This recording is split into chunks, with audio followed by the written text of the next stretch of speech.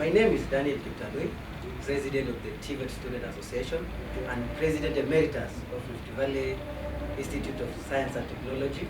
Right now is Rift Valley National Polytechnic. It was some of standard people are raised kidogo. So I'm a youth leader, a young leader, someone mwenye anataka make things in the right, because right now things are not things that are not right according to you. According to me and many others. Things are not right. Do you mean politically? Because you can like politically, yeah, things are not right. You can economically, things are not right. Like academically, yeah, things are not right. So where mainly? Like politically, socially, and economically, both. I think we do have a problem with, as a country. Because right now, the representation of the youth in political spaces, the inclusiveness of these young people right now, like we see even in the government, we don't have the representation of the young people, even the CS. Not like the previous government where we had Joe Mushero as the cabinet secretary. Right now, we don't have even a single youth. You say CS Nakubicha, but they are around 50s. Yeah, usiende sana.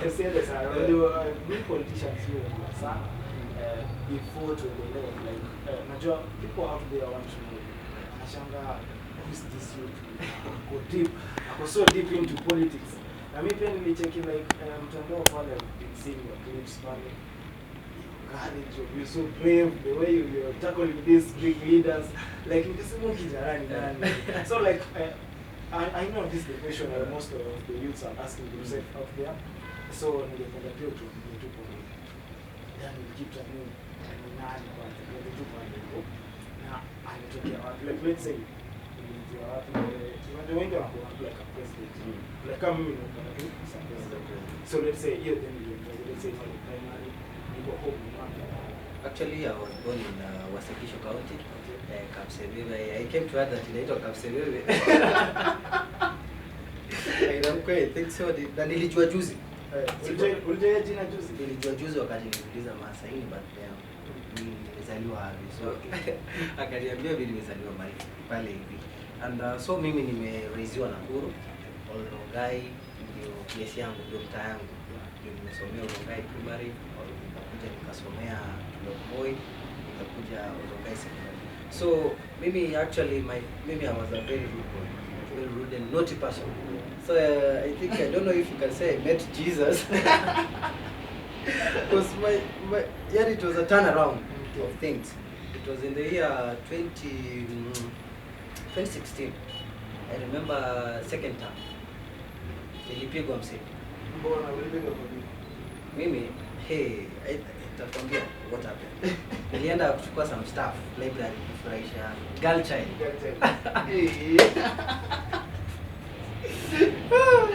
Librarian with education skills.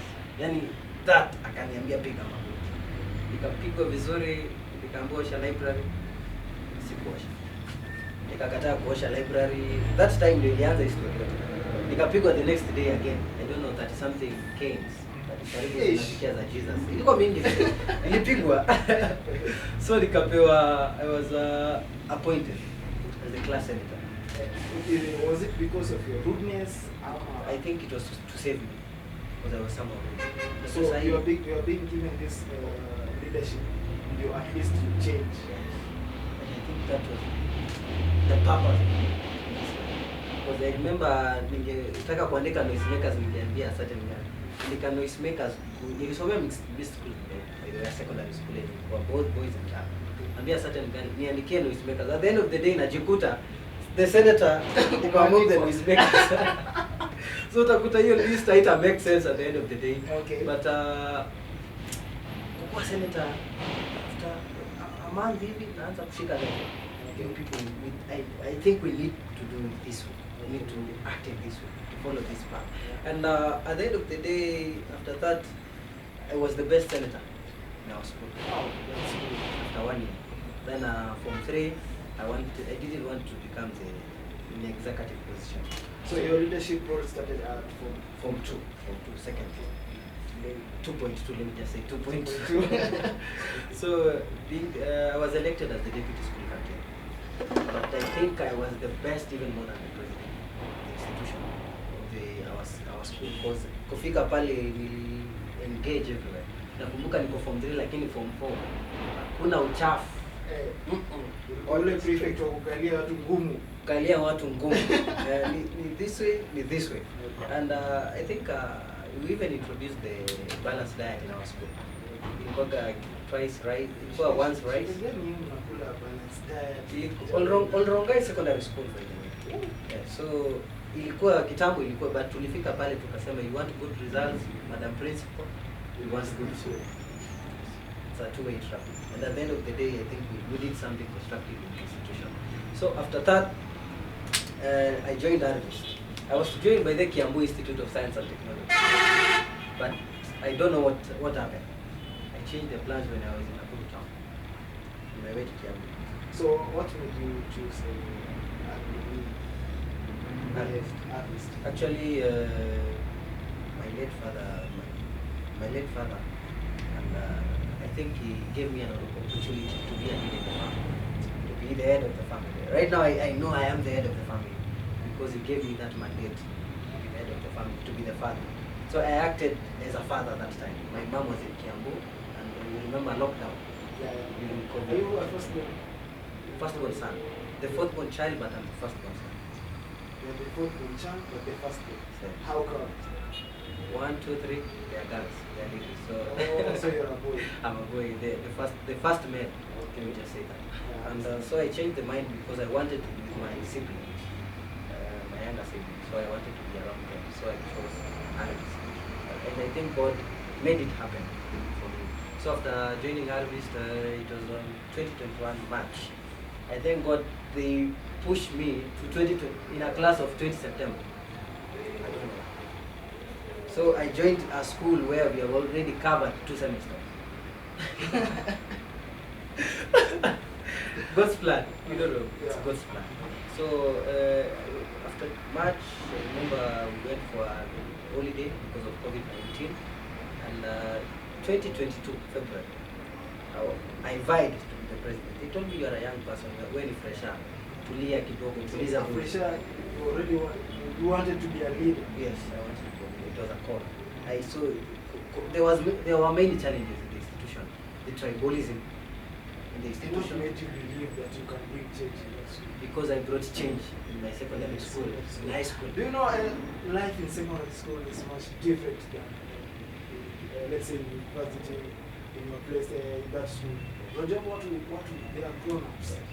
Go to Liverpool so hard that this one in high school. But my mind was the same monkey in different forest. But the same students in campus. And Still the same one. The same one in high school. The same one in high school. So after being elected as the president, I remember I had my first Facebook press conference, and it was a learning process for me because I didn't differentiate the leadership in high school with that of campus. That time that I'm in as the president. And I remember before that I was told you won't make it. You're a toka kijana, calm down, cool down, kuja pole pole. Nikamwambia okay.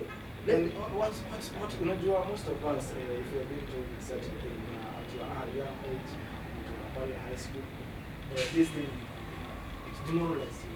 But what fueled you up? Let me tell you one thing.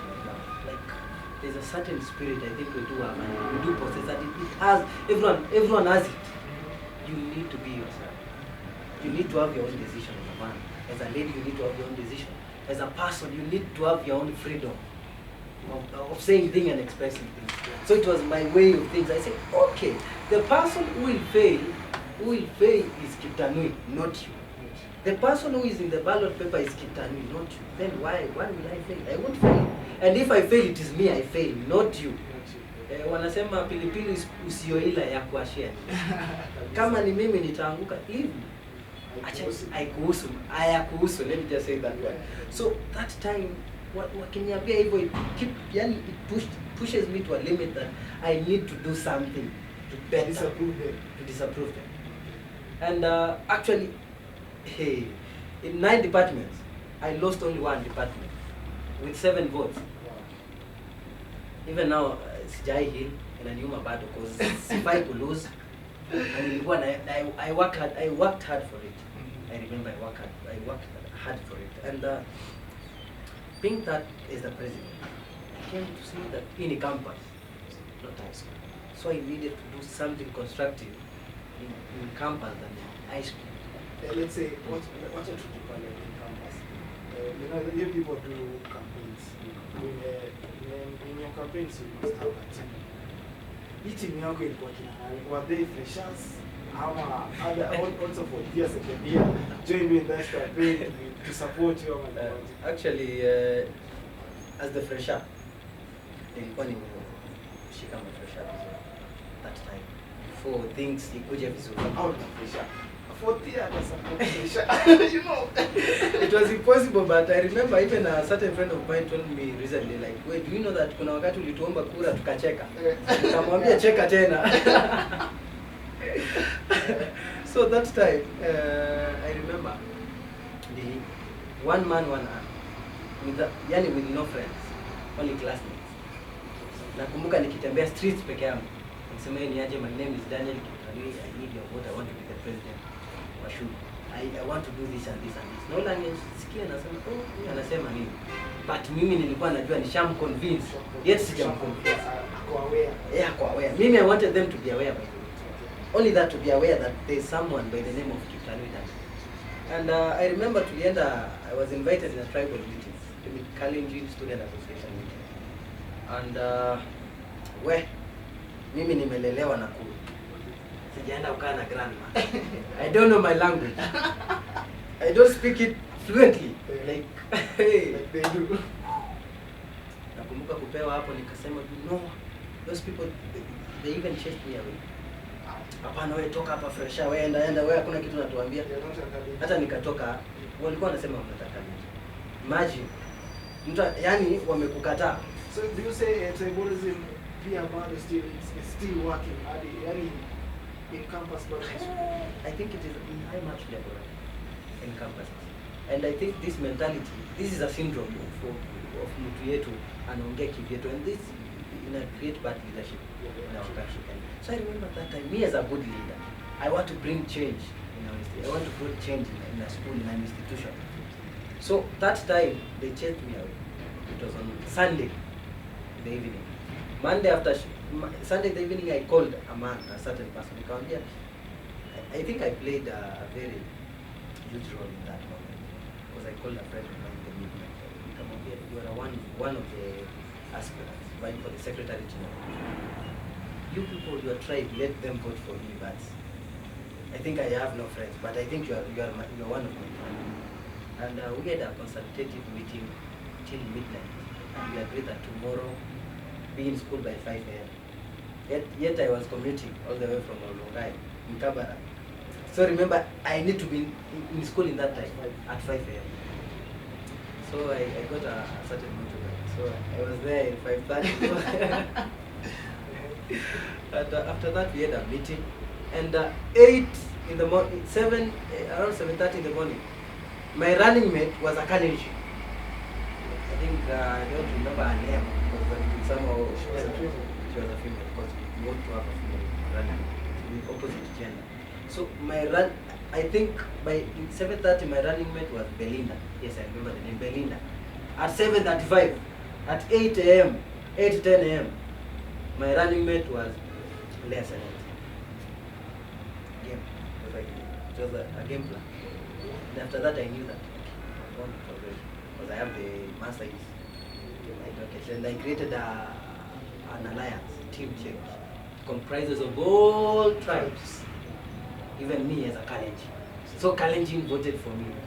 So those people who we were competing with, they share the votes among themselves. But all the tribes, the sub-tribes, they voted for me. Yeah, that was too excellent. So because I was the president Kalenjin, my running mate was a Maasai, she was a Maasai. The secretary, I remember, the internal affairs was a Luo.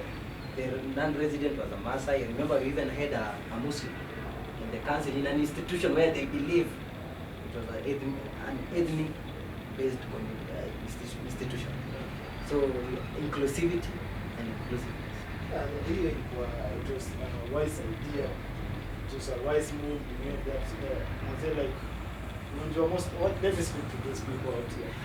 Hey, whatever pale home, it's good to decide your environment. Your environment can put you to a higher place.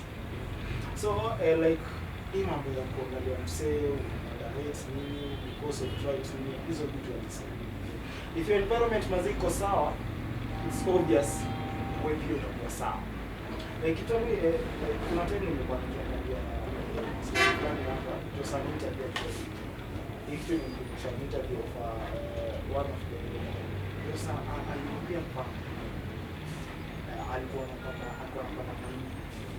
So mahindi zake like unapata was the biggest and the best farmer in Europe. So waliamua kufanya interview about farming and how come hiyo family yake iko sawa, the rest, how he made to become the biggest farmer. So wasekwenda kupiga interview wakapata alikuwa anapewa seeds to the neighbors, the best seed to the neighbors. So the interview akamuuliza, mbona how comes you're giving the neighbors the best seeds? Are you not afraid that you're going to harvest more kushinda? So but this unajua iko is environment. So yakasema the reason why I'm giving them the best seed is because I want them to have the best your maize. The best was like during cross pollination. Ikioka au kikona the bad seed. So like here, that's the reason why I'm giving the best seeds. During cross pollination, ikioka the seeds the best. So hiyo ndio imeelewesha story yako, like you care about it. Uliangalia like hizi tribes, hautaki kujua like huyu ni Mkale, huyu ni Mkikuyu, ulichukua wote, then ukapatia roles, of which is also higher level. That's a lesson to my youths pale internet. I salute you for that. Thank you so much. Yeah. So kuliendaje sasa, let's say voting for social. So I remember told him by Kaja at home. I remember I printed a post. Yeah, this is me. I want to be a president. Oh, done. Yes, congratulations. Good luck. And she gave me some amount of money to print posters at that time. And I knew at the end of the day I want to use it. Reason being my mindset. If you don't work hard, the results of not working hard is just failing. You will fail. Eventually, at the end of the day, you will fail. But if you work hard, have that positivity in your mind, I think you will win, no matter what. Even the situation right now, you need to, and everybody, I think they don't have that gift of believing that you can do it, that you can make it. And I remember if for example, I remember I had an option, quitting. I was told to keep running, have this amount of money, quit this place, you won't win.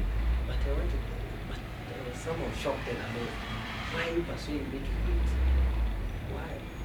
If you know that I will fail. They have already seen the future. They have already seen my failure, that I will fail. They have prophesied that we will fail. Then why are you pursuing me to quit? No, don't care about me. I will care for myself. I know them. And I think those people, I don't hate them right now. I do love them because they keep me pushing and pressing on. And I think, I remember when I was elected, first department, second, that, by fifth department, kasema ya sita nikaanguka na saba, nikasema sasa hiyo yote labda nimeshinda. Lakini no, nimepita 5. Ya 8, ya 7 nimeshinda, ya 8, 9. Then I remember hawakujua wameshindwa, but I knew that I won already the election because we had agents from different departments, so they were streamlining the results. So I remember I called my mom, I'm the president. And I remember what I had was just woo. So did your mom support you in this campaign? In prayer, one in prayer and financial support. Because I remember I told Mom, pray for me as I pray for myself. And I think a combination of 2 prayers will create something big and an environment of competition. So I remember I told Mom, pray for me as I pray for myself. And I think it resulted for me winning the election. And after winning the election, I remember I had only one shot. Only one. This one trouser. So why are you doing the campaigns with this one? So everywhere you go, you have this one. If you wanted to see me in a different way, I could have just take off my coat.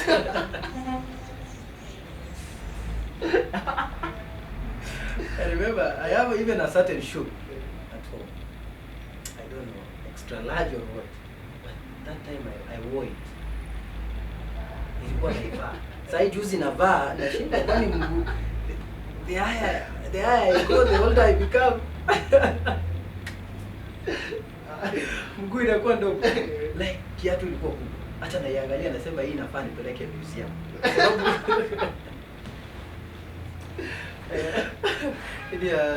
Jack the Giant Slayer. Jack the Giant, yeah, I remember the movie. It was some of them, I don't know how to explain it, but it shows me that there was a turning point. So I remember that time as a president. So I need to behave as the president. I should live as a president. I should even type as the president. And I remember I had many weaknesses, and actually, so I needed to behave as the president. Even my weakness was singetaka mtu ajaribu kuinterfere with my progress. Ningejaribu hapo tungekosana sana. Ile ya nyumbani. Ya nyumbani ingekufuata. So I remember there's a time even wakati ya pesa ya campaign imepewa na the former governor leading it was 30,000. Your governor supported you? It was during campaign period. So I remember we had a meeting somewhere and he gave me 30,000 to share it with the comrades for supper. Nilikuwa nasema I should go for it. And the student union leaders walikuwa nadhani pesa ni yao. So mimi I divided the money. Nikatafuta mtu akona mwili mzuri ya kupigwa. Nikampea certain amount of money. Nikaambia mumehesabu pesa. Jioni kwa group kwa forum. Kitanui, where is our money? After that, I don't have any money. The money I've shared it with the comrades. Na nilikuwa pale nyinyi mkidhani nimewatolea yenyu ni waekee. Niliombea comrades ni yasukuma, not for the student union. Yani trying to explain that thing to them. Mpaka naambia bwana mnanisumbua. Shida ni nini? Shida ni gani? What you people, why are you embarrassed with this way? Like, oh, that's not your money. Ni ya comrades wameomba, ni ya mboga nimewapea. So that time, one idiot, I think right now I've learned something, and each and every new day is a learning process according to me. Because right now I know how to handle even in a situation like that. I know how to handle. On your clips, you're dealing with bigger, you're traveling with biggest leaders in this subject. Your courage, you're so brave. Like, how do you do this? Because like in Angalia, the other time, you're talking about this issue of school fees. The way you could hear, like, your friendship with your parents, with no fear. Well, what's behind this energy, this whole bravery? Actually, sir, the enemy of yourself is yourself. The enemy of yourself is fear. And I think right now in our country, we do have one thing. Not just even corruption, not just even unemployment, fear. Because when you fear even, you fear even to correct things when they are wrong, to speak your own. I think I like Moses Kuri actually. He's speaking his own mind. He doesn't even care. And everybody, if we were to speak our own mind, I think we will be somewhere in a political space in a country, a better country. And I remember they have increased the fees. Without our consent, without our concern. Wameongeza pesa na wajasema. Then I remember, oh, you people mnataka, because the president is from our tribe. But I don't share anything with the president of Kenya. He's not my relative, actually. Common tribe, but we don't share money. He has his own salary. I have my own way of having money, of securing having this money. So that I wanted to speak it out. I say, Mr. President, there are some people who have increased fees without our consent. And I thank God. We came to agree, okay, you have increased fee, okay, it is plus exams. in it. We will not pay anymore exams anymore.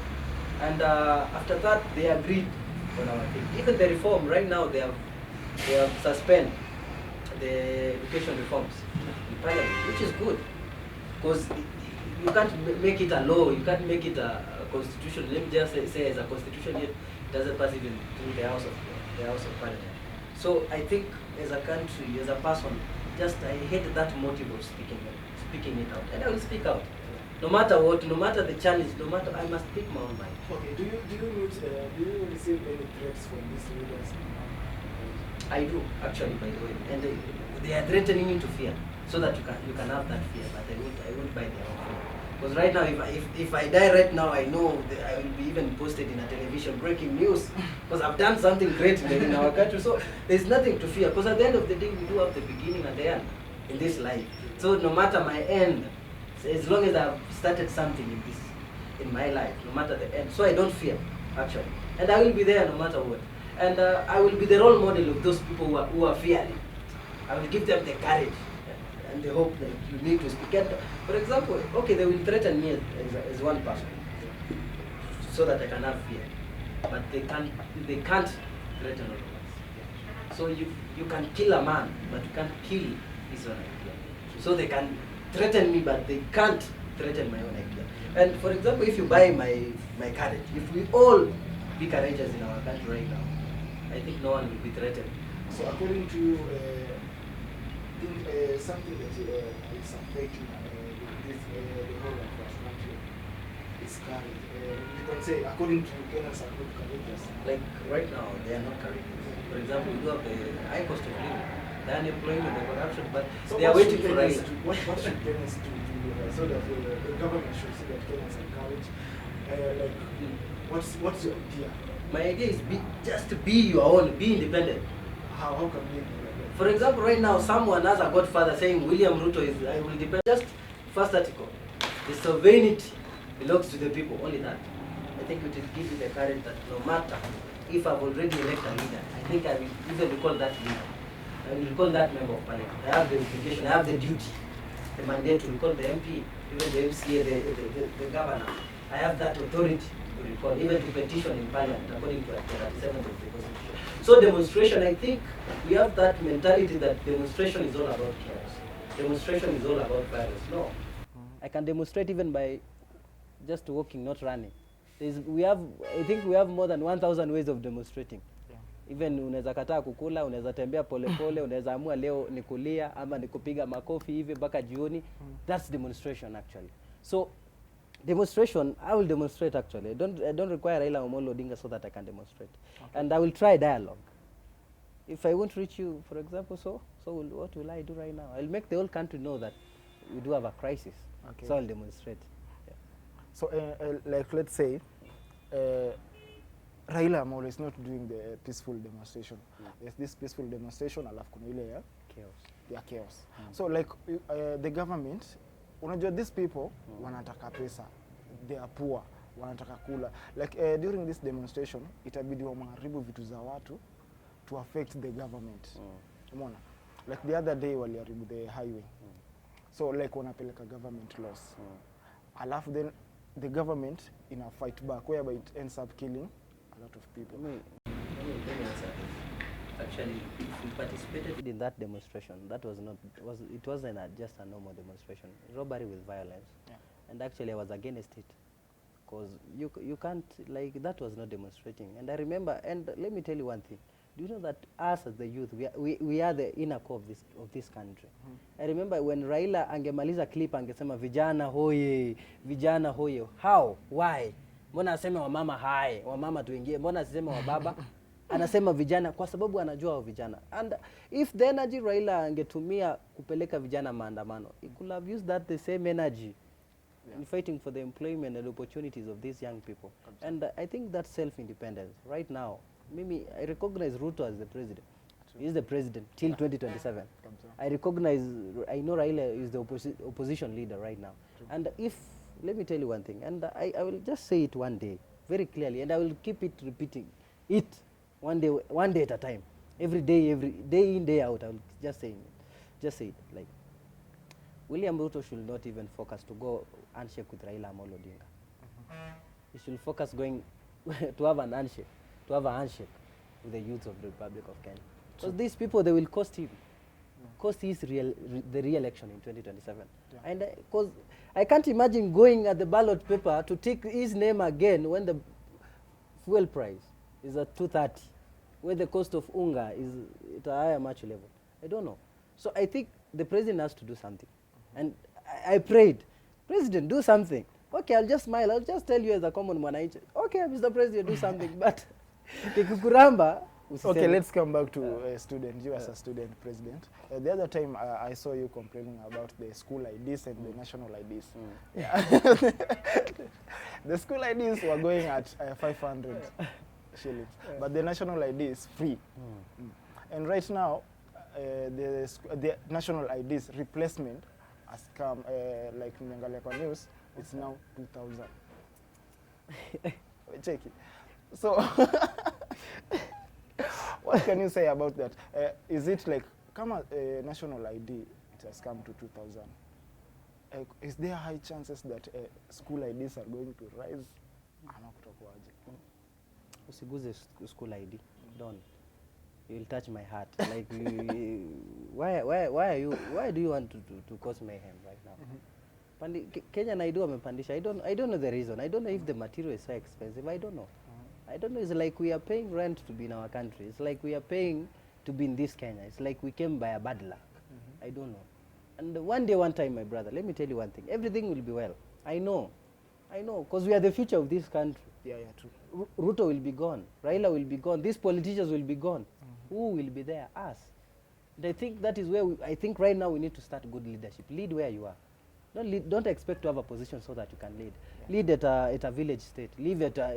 Just lead even as a caretaker. Yeah. Lead as a chairman of the Ketodi. Just lead where you are. And practice those leadership skills and say, okay, corruption is bad. And one day, let me tell you one thing, I will slap a traffic officer. Mark my word. I will slap a traffic officer. I'm telling you the truth. For what reason? Why are you taking bribe? 50 bob, why? Okay, I will slap you. And I'll make it recorded. Because I know I won't be punished. I will slap you. I will. I guarantee you. These people, they usually say like, they are not doing at their own will. Like unapata, their salary is so low. So like before, at even their houses, they're not in good condition. They're not in good condition. So like, how are you going to take care of them before you slap them? Let me tell you one thing. This thing starts with the leader on top, not the leader at the bottom. Yeah, true. At top. If the president wants to kill corruption, in 1 month, we'll have a Singapore, which is Kenya. We'll have a Singapore in Africa. True. In only 1 month, I say, okay, this is your salary. This and this. Just do this and this and this. And let me tell you one thing: the police officer in the Republic of Kenya, I don't know, is because they are failures. I don't know if it's because of their of their grades. I don't know. All I can say is that it's greed. It's just greed. But at the end of the day, let me tell you one thing. I don't know what will satisfy a man. Yeah. But I think we need to have a limit of satisfaction for a man, for a human being. Okay, my salary is 50,000. What can I do with this 50,000? This is my range. This is whom will I marry with this 50,000? How many children should I have with this 50,000? I think we need to just bear that in our mind. But taking bribes, I condemn it. Ebu, let's go back in that case of demonstration. Yeah, we've been having demonstration whereby you as a student, you're a president student, and you've been leading some demonstration.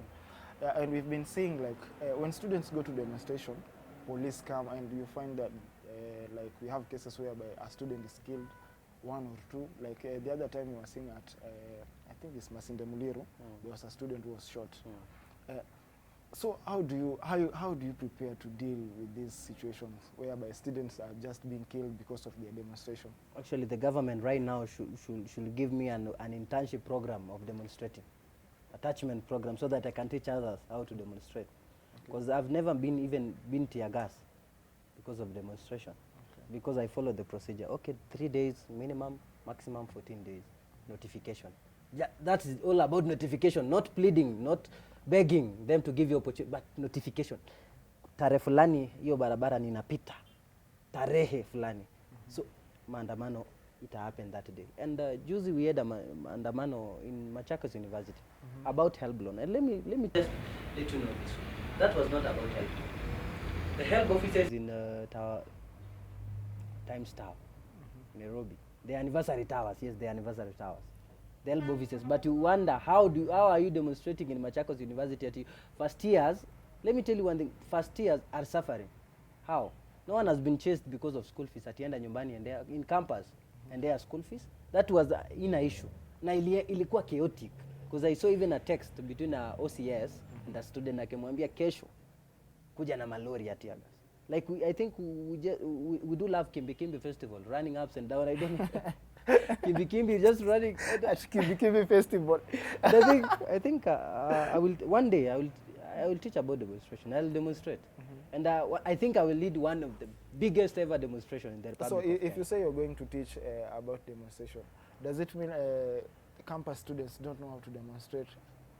Actually, you have said you have not read the Constitution. Yeah, it is true. Even them, some of them have not read the Constitution. Someone know that maandamano ni kuwasha tire. No. True, yeah. In order to demonstrate, you must have a petition. Lazima ukuwe na swala ya kupeleka mahali fulani ukisema I'm demonstrating. So how are you going to install this strategy, this idea, this knowledge about demonstration to them? Because it's going to take a lot of time. Actually, I've been let me just say I've been nominated in the Uongozi Career Award as the best president. So the elections are ongoing, and I pray and I know that I will win that. And those people, they saw me demonstrating and they wonder, how is Kiptanui driving, influencing thousands of students to come out and demonstrate peacefully? How? Okay. What about Kiptanui? And I usually call the student leaders. I tell them, okay, fanya hivi, are you demonstrating tomorrow? Inform the police officers. Make sure your demonstration are peaceful. At the end of the day, the demonstration are peaceful. Even the one in Machakos University, even if the president called he called me, for example, probably angenipigia simu, ningemwambia ukweli, why are you demonstrating? Because of help. Fanya hivi, find me in Nairobi, we will march to the chairman office, the Charles Ringera, ama nikupea namba yake umpigie umwambie tujapewa help. But why are you banning Machakos University? Those people, they were not ready even for exams. That was the main reason. Not because of help loan. Actually, the delayment of this is delayment of help. Okay. And for new students, they are not receiving the upkeep. Yote inaenda tuition fee. So ukisema nimelala njaa because of help hata uoni inaingia kucover your education. Yeah, true. Uko. So umesema okay, unajua tunaumia sana, then why are you lying to Kenyans? Ati sasa tunaumia. Unaumia aje na inaenda kwa shule? So I think tutakuja kuambiana ukweli. Na this is a learning process. Yeah. And for example, you have learned that there is a constitution. Yeah. I think you'll inform someone about the constitution, about the constitution. Tell a friend who can tell a friend to tell a friend. Yeah. That should we have, I think we need to have a better country one day. Just inform you what is the future of my offspring, my children. Which country will they live in which environment? You see? So I think just educating and telling them 1, 2, 3, and I know one day we will have. And one day, let me just now mark my words, just one day, before 2027, we will make things straight in our country. Before we elect you as a leader, Okay. before we go for this demonstration. Right now, the wakati wameenda bipartisan talk, bombers, si mafuta imeongezwa. Kabisa. No one has demonstrated, by the way. The cost of living is still high. Hakuna mtu ameenda kudemonstrate. Why? So, because mwenye alikuwa anaitana demonstration hajaitana, we itana demonstration. does it mean mwenye alikuwa anaitana is also benefiting from it? Actually, the bipartisan talk, the demonstration was about him, not we. About him alone. The creation of the opposition, the office of the opposition leader. Just So, imagine. Mr. Kiptanui, unajua we uko in the base, uko kwa vijana. So like let's say building your name, building yourself, like let's say you're building your empire, umeanzia from the grass. What are you doing to these people, to these youths as you're growing? Like you have said, 2027 you are vying for an MP, yes. to be an MP, sindio? So what is it you're creating here kwa vijana, of which like you will be growing with them, with that mindset and unajua like we are supposed to fight for ourselves? So actually I've been in the forefront fighting for mental health awareness. Okay. Telling them, okay, you should not be in drugs.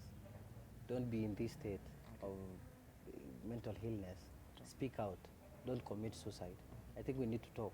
I think even I have some CVs in my room. Okay. I don't know where to take it, but I will take it to nowhere.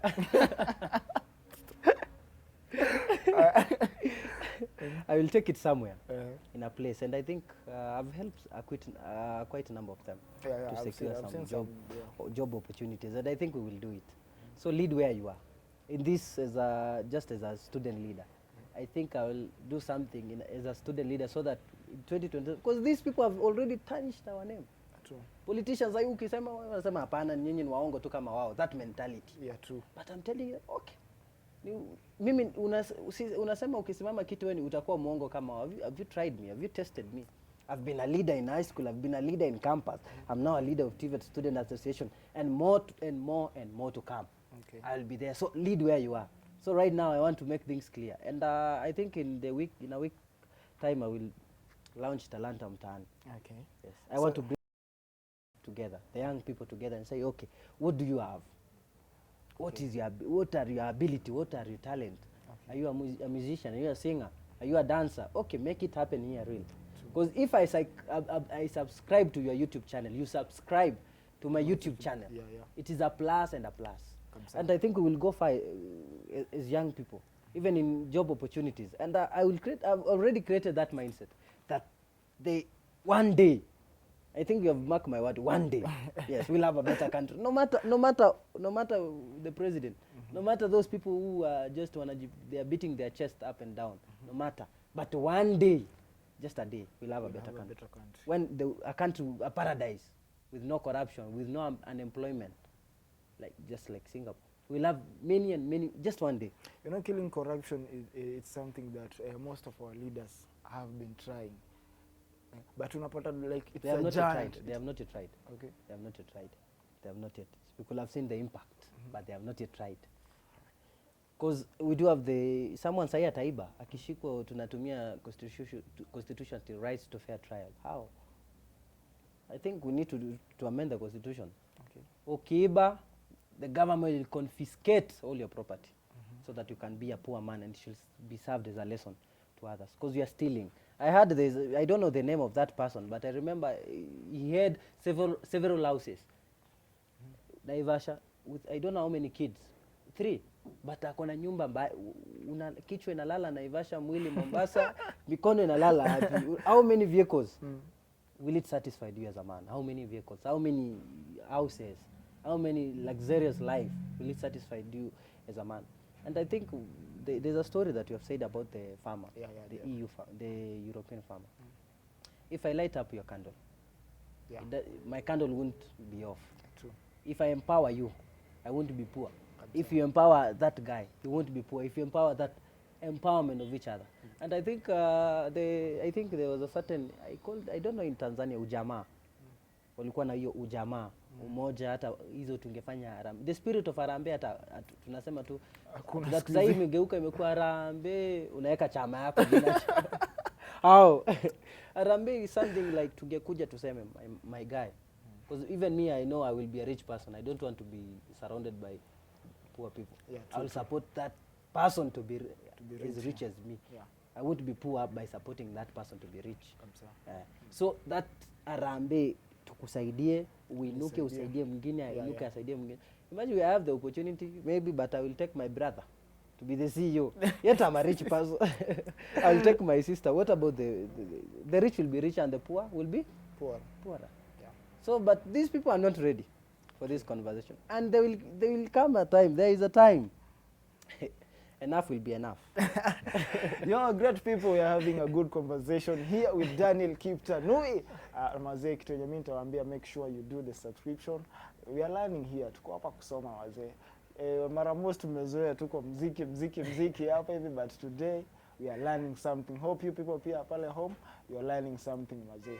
This is our great leader mazee, Daniel Kiptanui. He'll be vying for an MP 2027 wazee. Umesikia vile natupatia pale mistari, mambo imechemka. Mbona tusisupport mwenzetu? Atakuwa na show pale hivyo, itakuwa Talanta. Mseme toto itaitwa Talanta Mtaani. Talanta Mtaani. Yeah, so all talented people on Rongai. Talented all talented people, wasanii, madansa, watu wa mapoem wale. Mbona msichukue hii opportunity mu showcase your talents? Vibes Up pia hope lazima link up na wengine. Takulink na wengine. And pia we do have December 2nd December. Okay. Tutakuwa Nakuru Girls. Okay. Anchor. We say anchor talent. Okay. We expect more than 5,000 young people from our region, extra county. Kujeni pale. Okay. Entry free. Absolutely free. So wase wote wenye mko talent, mafans wote wa Vibes Up wa Islands TV, make sure this 2 December you ready, prepare for that day. Mtakuwa mna perform pale, wasanii, madansa nini. I guess lazima tu pia tuko ground. Tutakuwa ground. Actually lazima tu niko ground pia mimi. Toka pale tunapiga story na wasanii.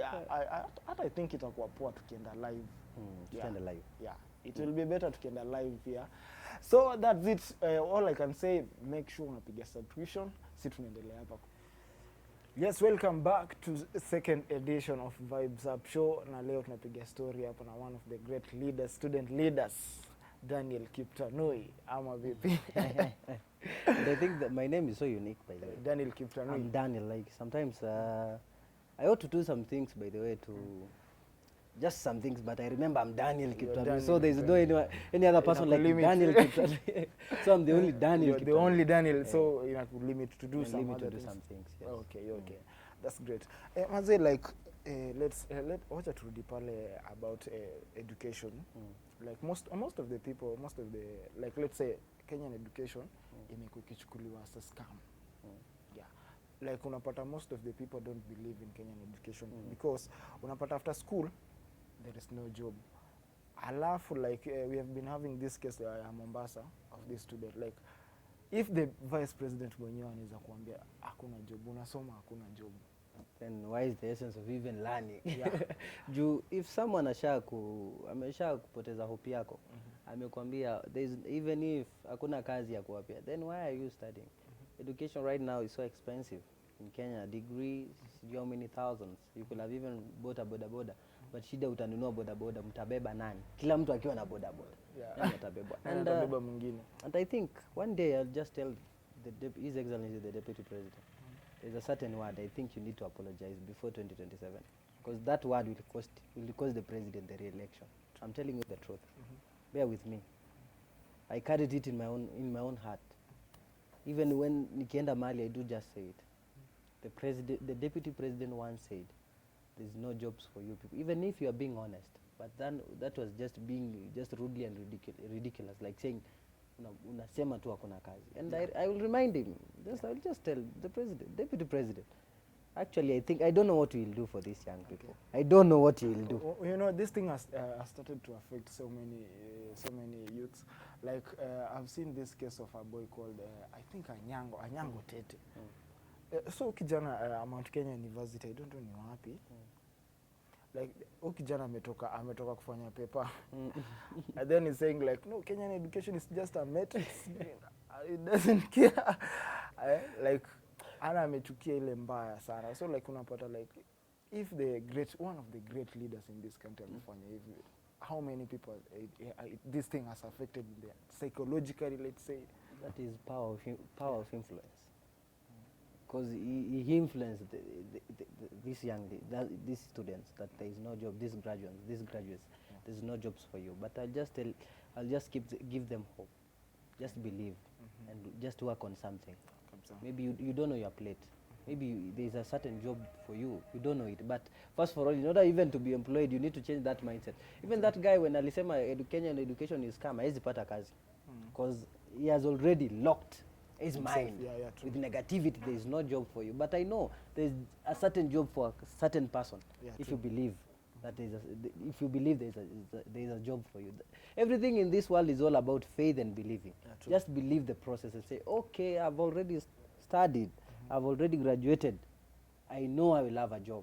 Because even those who are in these jobs, the higher offices, I remember even those who are in these circumstances that we do have right now, walikuwa kwa hii process wakisema, okay, I think I will be employed somewhere.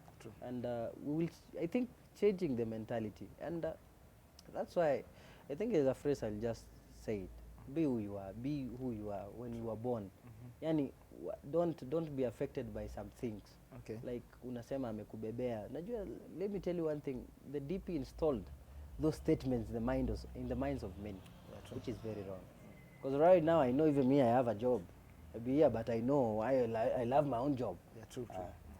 Like, let's say, it's usually said in the Bible, faith without action is dead. Is dead. So, like, you have faith, that's faith, you'll have a job. So, what action are you going to take? Like, let's say, these students wamemaliza shule. Actions gani they are going to take? And what action, you as a leader, about those ones that have finished their courses? Wako na CVs pale nini. The other time we saw Eric Omondi carrying boxes of CVs. Mkokoteni. That's what hiyo ni actions zake. So you as a student leader, ni gani? What are you going to do about this? Let me tell you one thing. Huwezi hata ukuwe na CV na ukae naye kwa nyumba. No. Huwezi pata kazi. But these people have tamak tu wanalala huko hivyo. Wametamak lakini hawajafika mwisho wa kutamak. No. Maybe hiyo kutamak Kenya tamak next. Nikempea kazi. Okay. And I think so you need what to you're know, saying they should not give up. Hey, I don't know if the word give up I think it should be omitted even in the dictionary. You must not give up. You shall not, may those that shall not give up.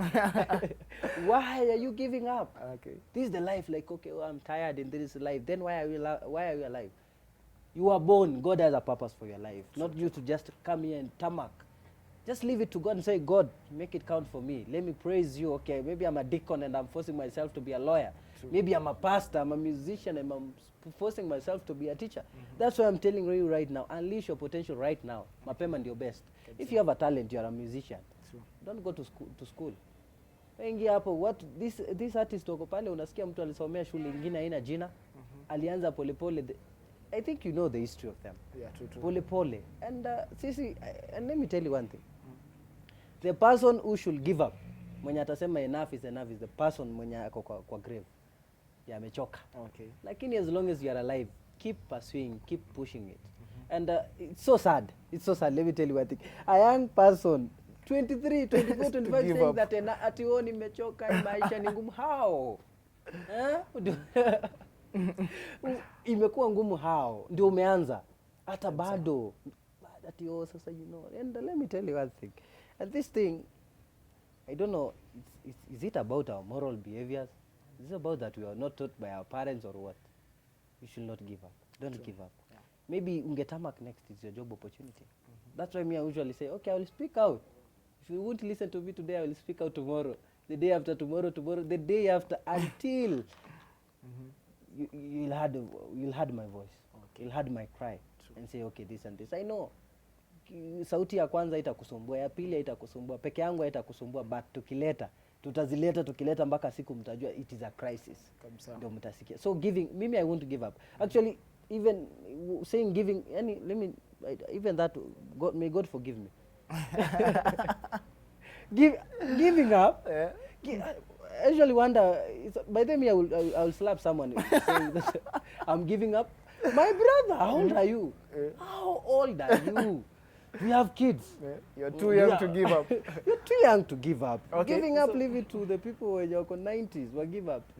This leads us it leads us to one of your, I think ni vitu zenye unafanya pia. You deal with talking to people who are depressed. How did that start? Actually, I think when people are saying, I think they should have included it in the gift as the gift of the Holy Spirit, not just speaking in tongues, but public speaking. Because I think, and God will judge me. Because God will say, okay, Kiptani, I gifted you that gift of public speaking. What have you done with those gifts? What have you done with that gift, Kiptani? Kiptani, what have you done with that gift? Then will say, God, I was in a certain high school. I was in a certain campus. I was in parliament, God. God, I was somewhere. I petitioned some things. I became the voice of the voiceless, the hope for the hopeless. Yeah, So that time I remember as a leader. Let me tell you one thing. Even in my naughtiness, I was a leader. yeah. The bad thing at that time is that I never unleashed the potential of being a leader. Yeah. But when I was given the opportunity to lead the class, the first month, second month, even a whole year, I was the best because I was given the opportunity to unleash my potential. That's why I'm here right now. Many people have maybe retired, they have been emeritus, the president emeritus, emeritus is in the institution. But right now wameenda kijijini kukaa kwa sababu they never unleashed their potential. Walipewa tu hawakujua wako na nini. But mimi I came to realize my purpose in this world. Yeah, Is to do something. That's why when I tell you one day, I know I will bring change.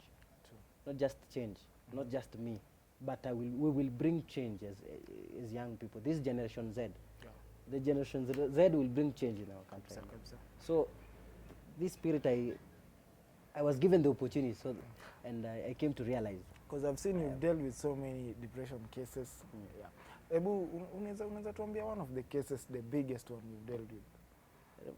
There's a time I was called either in a certain phone number,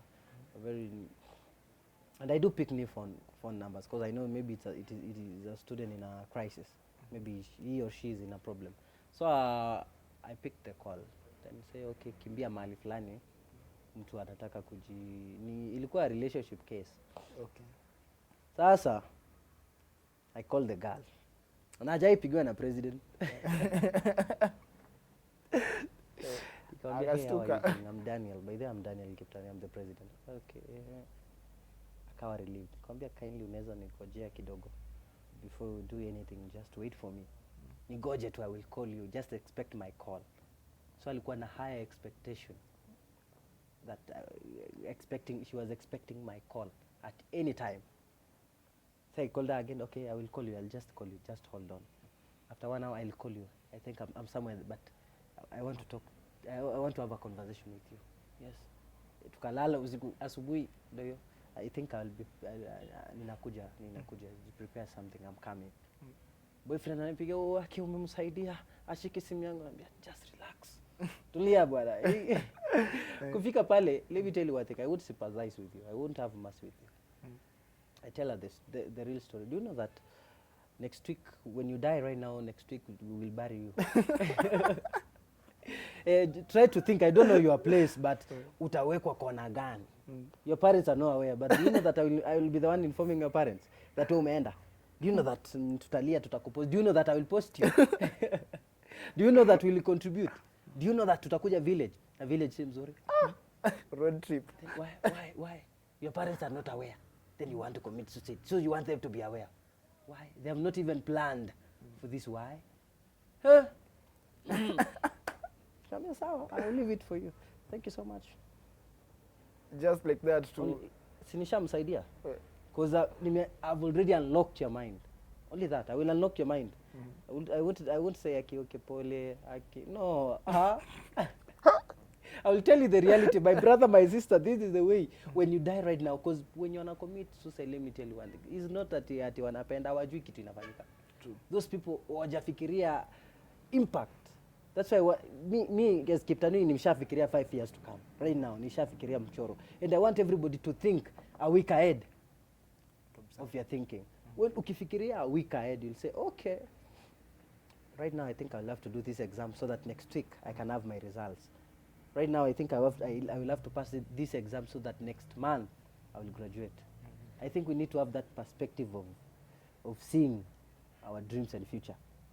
Prophesying about it, saying, okay, I know my future, this and this and this. And if you have that idea of, okay, next month I will have to do this. Next month I have a plan. You want to commit suicide. Okay. because committing suicide is the end of the road. Yani is the end of your thinking. You won't think again. Umefika mahali ukasema this is the end of the road. But it's not the end of the road. You need to create a road.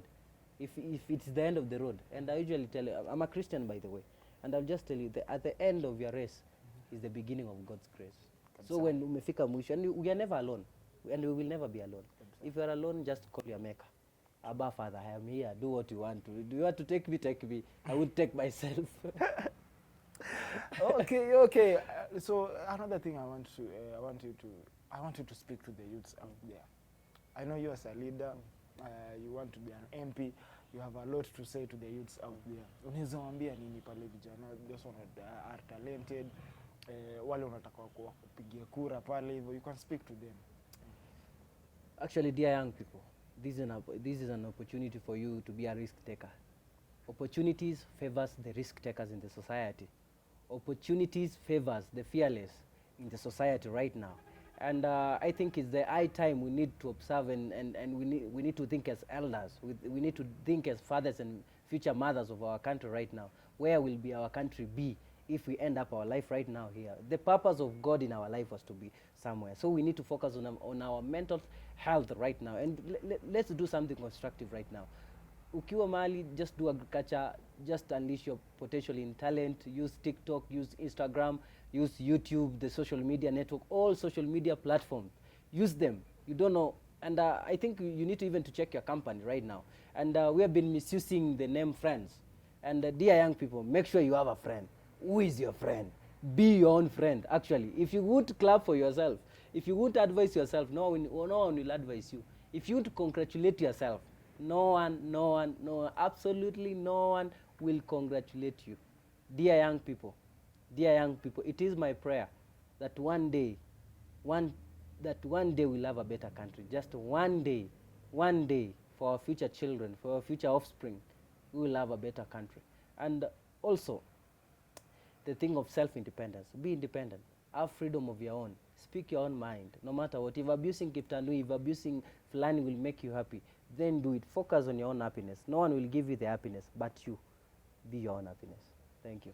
Kabisa. You pia waambie how they should vote for you, how they are. Oh, okay. I've been nominated as the President of the Year Uongozi Career Award in Eastern Africa. Kabisa. So the voting process is still on. I will share the link. The President of the Year, just select my name, Daniel Kiptanui. Just vote for me. And a vote for me is a vote for you. And 2027, I will be there as the MP of Rongai constituency. I'll be there. And I think I don't want to be alone in Parliament. So I want all the young people in various sub-counties, in various counties around the Republic of Kenya. Make it count.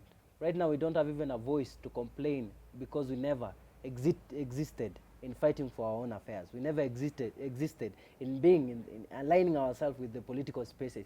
Now, it is our time to take all, to be there, no matter what. Fail when you are there. Fail when you do it. Make it count. Thank you.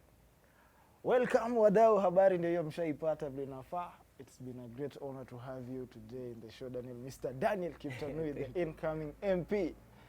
Maze, will support you. Youths pale home, let's support one of us. Amekuja hapa kushare his ideas. We've seen ametuambia his plans. Plans zake ni poa. Plans zake ni poa sisi kama youths. It's high time pia youths to support one of us. At least atuwakilishe pale juu. We've seen so many youths going there, but wanatusahau nini. Make sure you don't forget about us. Actually, I'm unique. That's why when I'm saying, when I remember I'm Daniel Kiptanui, I'm a unique type of person. I didn't come here to joyride in Kenya. I wasn't born to joyride this Kenya. True. So I think that perspective, that mentality, okay, politicians, no. I will be. True kabisa. So great people, ndio hivyo tumemaliza show pale with Mr. Daniel Kiptanui. Thank you so much mazee kwa show mazee. Thank you mkuu. Shukran sana. Na wewe ni MCA. Mimi MCA. Niko MCA. MCA. Okay. Thank you so much.